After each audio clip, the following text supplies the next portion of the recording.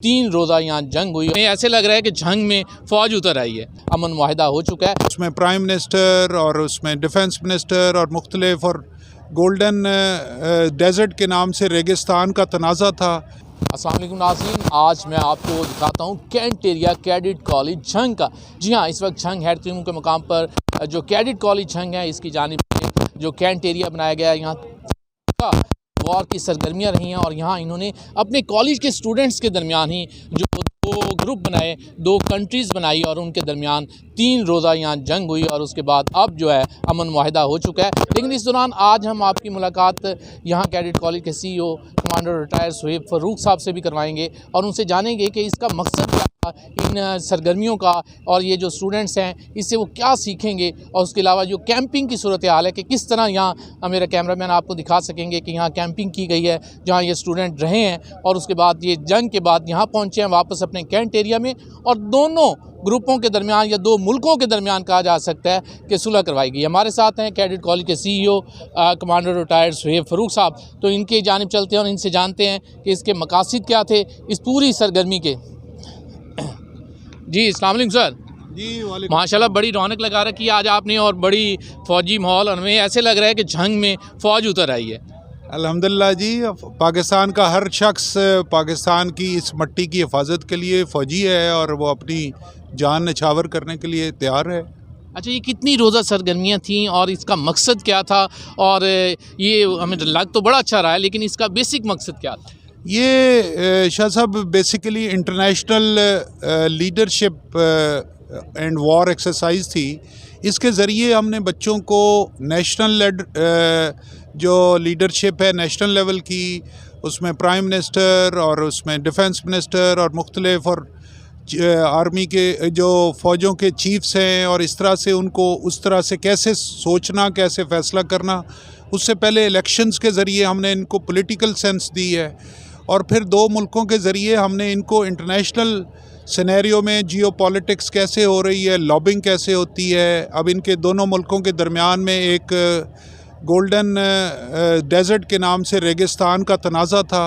उसके लिए security council में कैसे लॉबिंग की गई, मुख्तलिफ 10 सफ़ीरों ने मुल्कों के कैसे आपस में एक दूसरे से तय करके बात की और वो नहीं हुई। और फिर इस दौरान मीडिया ने क्या किरदार अदा किया और फिर फाइनली अब पिछले 4 दिन से ये दोनों मुल्क हालत जंग में थे, जिसको आज ये क्लोजिंग सेरेमनी हुई है। अच्छा, आज हम ये विज़िट करवाना चाह रहे हैं अपने जो व्यूवर्स हैं उन्हें ख़ास तौर पर कि कैंपों में कैसे रहते हैं ये जो आपके फ़ौजी जवान हैं मुस्तकबिल के। तो ये किस तरह कैंपिंग की गई और ये इनकी रिहाइशों के इंतज़ामात यहाँ त्रिमू बैराज पे के करीब ही किए गए और यहाँ हमें स्टूडेंट नज़र आ रहे हैं अपनी पूरी फ़ौजी वर्दियों में। और ये मुस्तकबिल के हमारे पाकिस्तान के वो फ़ौजी हैं जिन्होंने बॉर्डर्स पर इस मुल्क की हिफाजत करनी है। तो इनसे जानते हैं कि इन्हें कैसा लगा, इनकी मशकों में ये इन्होंने शमूलियत इख्तियार की और इन्हें कैसा लग रहा था। जी अस्सलाम वालेकुम। ये जी हम एक कैंप में आ गए हैं। अब मुझे नहीं पता कि ये किस मुल्क का कैंप है, लेकिन बहरहाल हम एक कैंप में मौजूद हैं। ये फॉक्सलैंड का है जी। अच्छा, फॉक्सलैंड का है जी। बेटा आपको कैसा लगा ये जो आपने सारी सरगर्मियाँ की हैं, जंगी तैयारियाँ की हैं, तो कैसा लग रहा है? जी बहुत अच्छा लगा कि अभी ना अपना सारा मार्च करके आए हैं, तो बहुत अच्छा लगा हमें। अभी हमें अपने सहूलियात भी मुयस्सर की गई हैं, तो मतलब बहुत अच्छा लग रहा है। आप मेरा ख्याल है मुझे आर्मी चीफ लग रहे हैं इस पूरी फोर्स के। आर्मी चीफ भी मुझे कहीं, क्योंकि इसमें एक आर्मी चीफ भी मुझे नज़र आ रहे थे इसी तरह। आर्मी चीफ और हैं जी, ये ट्रुप्स के हम इस वक्त ट्रुप्स के उस कैंप में हैं। अच्छा बेटा, आप कहाँ से हैं और आपको ये कैडेट कॉलेज की ऐसी सरगर्मियाँ जो आपके लिए की गई हैं कैसी लग रही? जी मैं असल सिंध से सांगड़ से हूँ और इधर बहुत मज़ा आ रहा है और क्या नाम है, बहुत इन्जॉयमेंट है। और जो हमने सफ़र जो किया था कॉलेज से लेके यहाँ तक बहुत अच्छा गुजरा है। अच्छा, ये जो माहौल जंगी बनाया गया था और बड़ा अच्छा, तो इससे आपने क्या सीखा, आप क्या समझते हैं? बोलेगा आप में से कोई भाई, सारे यंग नौजवान हमारे साथ यहाँ मौजूद हैं, इसमें से क्या सीखा आपने? जिम्मेदारियाँ कि अगर कोई कभी जंगी हालात हो जाएं, हमें कैसे अमल पैरा होना चाहिए, कैसे। अच्छा, ये हमारे साथ एक और जवान पहुँचे हुए हैं। अच्छा, ये इनके हेड हैं जी। आपने क्या सीखा है इस पूरी सरगर्मियों से जो आपको जंगी तरबियत दी गई है और कैडेट कॉलेज झंग की तरफ से? हमारे लिए तो एजाज़ की बात है कि झंग में कैडेट कॉलेज है। आप पहले तो ये बताएं कि आप आए किस शहर से यहाँ हैं? अस्सलाम वालेकुम सर। थैंक यू सर, आप लोगों का मैं शुक्रिया अदा करना चाहता हूँ। और सर मैं बलूचिस्तान से हूँ और डिस्ट्रिक्ट नौशकी से हूँ। और सर जी यहाँ आके बहुत कॉन्फिडेंस फ़ील होता है और यहाँ लीडरशिप की क्वालिटीज़ और जहाँ कमांडर साहबा में लीडरशिप की क्वालिटीज़ और कैसे हमें इधर बच्चों को ट्रेन किया जाता है और इधर कैसे बच्चों के डिसिप्लिन्स और इसके मैनर्स किस तरह फोकस किया जाता है और हमें ये जो वार सिखाया जाता है कि आप लोग आगे जाएंगे ताकि इन चीज़ों को आप लोग कर सकें यहाँ से प्रिपेयर होके, ताकि वहाँ कोई आप लोगों को मुश्किलात ना हो और अपने वतन के लिए, पाकिस्तान के लिए यहाँ से प्रिपेयर होके और एक मुजाहिद बन के आप वहाँ पे लड़ जाएं और दुश्मन को शिकार दें। ये कमांडर साहब बड़ी अच्छी बात है कि ये लोग अभी से ऐसी तरबियत में जा रहे हैं कि किसी भी माज से डरने वाले नहीं हैं, घबराने वाले नहीं हैं और किसी भी चैलेंज को कबूल करने के लिए हर वक्त तैयार है जी। ऐसे ही है। ये अगले कैंप में जाते हैं जी, हम दिखाते हैं अपने जो व्यूवर्स हैं इन्हें कि कैसे ये कैंपिंग की गई है। तहरीमू बराज का जो माहौल है ऐसे लग रहा है ये कैंट एरिया में हम आ चुके हैं और ये दिखाएगा जी। बल्कि मैं आपको आगे ले चलता हूँ, आपको दिखाते हैं जो यहाँ सीनियर लीडरशिप मुल्कों की है उसमें अगर आप देखें तो ये बोर्ड लगा हुआ है पार्लियामेंट लॉजेस का। तो प्राइम मिनिस्टर और जो यहाँ के इनसे मुलाकात आज हमें मौका मिलेगा, यानी प्राइम मिनिस्टर जो है ये इनके पार्लियामेंट के लॉजेस हैं। ऑफिसर्स रेजिडेंस अलहदा है, जो सेक्रेटरी डिफेंस और सेक्रेटरी वो जो है मुख्तलिफ। अच्छा ये इधर बैठे हैं जी, ये आप बताएंगे। ये देखें जी हम कैंप में आ गए। इनमें हमारे कौन से सीनियर अपार्टमेंट्स हैं जी? वज़ीर आज़म, ये पार्लियामेंट है जी। अच्छा ये प्रेसिडेंट साहब आए हैं जी, इनसे बात करते हैं। ये इस पूरे कैंप के मैं समझता हूँ पूरे मुल्क के इस वक्त सदर हैं और जो यहाँ फर्जी तौर पर बनाए गए हैं। तो कैसा लगा आपको ये मशक़ें आपने की है? क्या आप विनर हैं इस जंग के या अभी तक फैसला नहीं हुआ? सर अभी तक तो कोई फ़ैसला नहीं हुआ। तो सबसे पहले मैं अपने जो कमांडर साहब हैं उनका शुक्रिया अदा करता हूँ। उसके बाद जो मेरे CTS साहब हैं और उनके बाद जो हमारे टीचर्स हैं उनका शुक्रिया अदा करता हूँ कि उन्होंने हमें इतना अच्छा मौका दिया कि हम आगे अपने लीडरशिप परफॉर्म करें और दिखाएं कि हम अंदर जो क्वालिटीज़ है वो हम दूसरों को दिखाएं। तो बाकी हमें अभी तो बहुत खुश हूँ क्योंकि जो मेरे बाकी जो साथी है वो भी हमारे साथ कंपटीशन कर रहे हैं। एक तो कंपटीशन कल की जो हमने जीती थी, लेकिन आज की कंपटीशन जो है हम हार चुके हैं, लेकिन हार तो नहीं गए अभी तक, लेकिन रिजल्ट अनाउंस होंगे कल। अमन वाले लोग आ गए, उन्होंने अमन कायम करने अक़वाम मुत्तहिदा ने शमूलियत उसमें की है कि मामलात आपके हल किए। आपके आर्मी चीफ का मेरी बड़ी ख्वाहिश है आर्मी चीफ साहब से मुलाकात के, तो वो एयर चीफ मार्शल साहब आ जाएँ जी। ये यहाँ के इस फोर्स के एयर चीफ मार्शल साहब से आपको कैसा लग रहा है जी? ये आपने ये पूरी एक सरगर्मियाँ की हैं, महाज किया और इसे विन किया, या अभी आखिर में अमन पे बात ख़त्म होगी? क्योंकि हर जंग के आखिर पर होता यही है कि सुलह करनी पड़ती है, वही अवामी मफाद में होता है। जी बिल्कुल। अभी तक तो जो फैसला चल रहा था तो वो तो जंग में ही था, लेकिन अभी अमन पसंद लोग आ गए हैं तो इस वजह से अमन आ गया है। लेकिन जब तक हम जंग कर रहे थे तब तक मतलब बहुत हमें लीडरशिप आगे बढ़ रही थी, हमारी लीडरशिप इंक्रीज हो रही। आप किस इलाके से हैं वैसे? मैं गिलगित बल्तिस्तान से हूँ। आप लग रहे हैं, ये देखें जी यहाँ से कैडेट कॉलेज छंग में बड़ी दूर दूर से लोग रह रहे हैं और पूरे पाकिस्तान के अलावा बाहर से भी लोग यहाँ पढ़ते हैं जी। गिलगित से भी आप देख लें कि ये पाकिस्तान से हैं, लेकिन यहाँ पता ये चला है कि आपके पास बाहर से भी लोग हैं, कोई ऐसे कंट्रीज़ के? जी मुख्तलिफ मुल्कों से भी बच्चे आए हुए हैं जी, और मुख्तलिफ चारों सूबों से, गिलगित और कश्मीर से भी।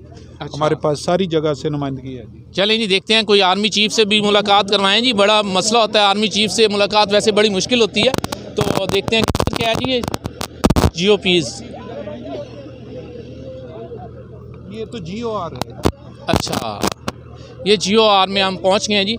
ये कमांडर साहब हमें बताएंगे कि GOR का बेसिक काम क्या होता है? मिनिस्टर्स के साथ हर मिनिस्ट्री का एक सेक्रेटरी था, जैसे डिफेंस सेक्रेटरी था, फॉरेन सेक्रेटरी थे। तो ये जो सारे सेक्रेटरीज़ हैं ये गवर्नमेंट ऑफिशियल्स बने हैं, सेक्रेटरीज़ जिन्होंने सारे उनकी फाइलें और एक्चुअली जो आप ब्यूरोक्रेसी समझ लें, ये ब्यूरोक्रेसी के लोग सारे इस टेंट में हैं जी। अच्छा ये मामलात को हल करने वाले लोग जो पीछे ये कहते हैं ना कैबिनेट बैठी है जो इस ब्यूरोक्रेसी की सूरत हाल से इस वक्त फॉरेन सेक्रेटरी कोई है या डिफेंस सेक्रेटरी कौन है? ये कौन से लोग हैं? डिफेंस सेक्रेटरी हैं। आज इन डिफेंस वालों को बड़ा काम है जी, हमारे तो वजीर खुद बड़े कैसा लगा जी आपको ये आपके कॉलेज की जानिब से ये एक्सरसाइज जो करवाई गई? हमें बहुत अच्छा लगा है, जैसा कि हमारी इसमें वार एक्सरसाइज प्रॉपर हुई है। हमने अच्छा दिफा किया है। अगर किसी का मसला आया तो हमने उसके मसले को हल भी किया है और अच्छी तरह हमें खुशी है कि हम बहुत अच्छी तरह हमने वार एक्सेस किया है। चलें, ये आपको मुस्तकबिल में बड़े काम आएगी जी। ये नौजवान हैं, इन्होंने आगे जाना है और इनका मिशन है फ़ौज में शामिल होना। तो कैडेट कॉलेज की तरबियत और हमारी दुआएं आप सब लोगों के साथ हैं जी कि ये आप लोग इस मास में हैं कि ये दिखाएं जी। पूरा एक कैंट का माहौल है यहाँ। जंग के बाद जो है हमने इनके साथ यहाँ डिनर भी किया है इन स्टूडेंट्स के साथ, और उसके अलावा यहाँ पहुँचे आप। ये बड़े खूबसूरत ये दिखाएं जी ज़रा। इनके लिए अब जो है ना डिनर की तैयारी भी की जा रही है। ऑफिसर्स जो हैं वो यहाँ डिनर करेंगे। इस साइड पे आए, ये दिखाएं जी। ये इस तरह कैंपों में इनके लिए अब डिनर रेडी है, तो यहाँ ये आएंगे और डिनर करेंगे। और ये देखें जी, बिल्कुल कैंपिंग में जिस तरह पूरा एक फ़ौजी माहौल क्रिएट करवाया गया यहाँ। आप देख सकते हैं कैमरे से कि अभी ये लोग यहाँ आएंगे और डिनर करेंगे। ये सारे फ़ौजी नौजवान और मुस्तकबिल के फ़ौजी इन्हें कहा जा सकता है। तो ये इनके लिए अरेंज किया गया।